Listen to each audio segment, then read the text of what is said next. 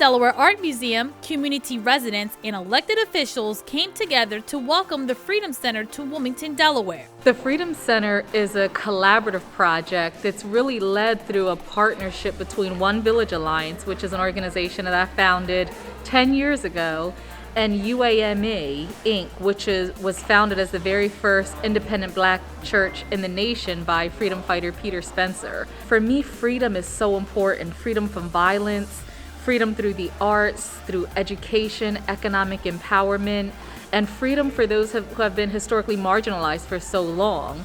So bringing the legacy of such great freedom fighters like Peter Spencer and Dr. King and all of those who fought for humanity before us, and my commitment to freedom, it just made sense that this project came to be known as Freedom.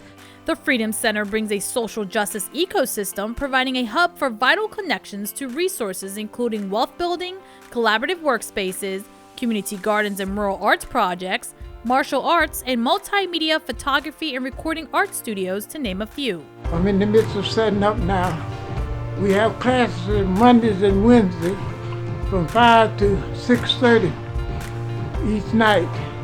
Once we get the studio set up, we'll be doing workshops all week like we have done for many years.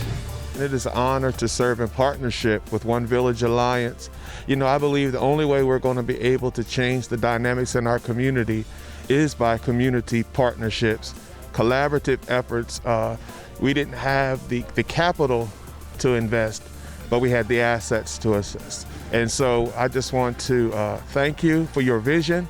And it's so good to see all of these Freedom Fellows here and working and seeing our building utilized. The opening of the Freedom Center was the start of a week-long celebration honoring the life of Dr. Martin Luther King Jr. through One Village Alliance's 9th annual Raising Kings Conference. Martin Luther King Day is meant to be a day of service, a day on, not a day off, and it is more important than ever that this year in Delaware, while the whole world is watching how this state produced our next president, Joe Biden, that we come together, that we put our hands to the work, and that we be committed to making the change here in Wilmington and in Delaware that we hope to see in our nation and our world. Here today on MLK is our day of service.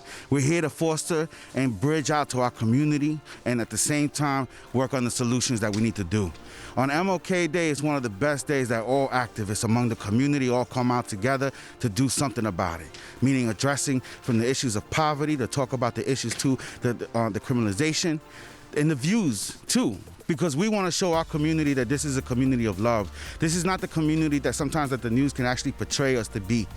This is a great example that us together as a community, as an organization, fostering and making sure that we continue providing that message that MLK wanted to give out there. And that's that love, that peace. We want to make sure that we continue leading by example and not just talking about it. On Martin Luther King Jr. Day of Service, individuals worked together to paint walls and stairs and to help clean up the exterior of the center located at 31 West 31st Street in Wilmington, Delaware. For those who chose to serve during the COVID-19 pandemic, it gave an opportunity to share the spirit of compassion for all humanity. Reporting in Wilmington, Delaware, Yesenia Taveras, 22 News. Freedom, you better sing now. Freedom, just trying to find freedom, freedom. Freedom.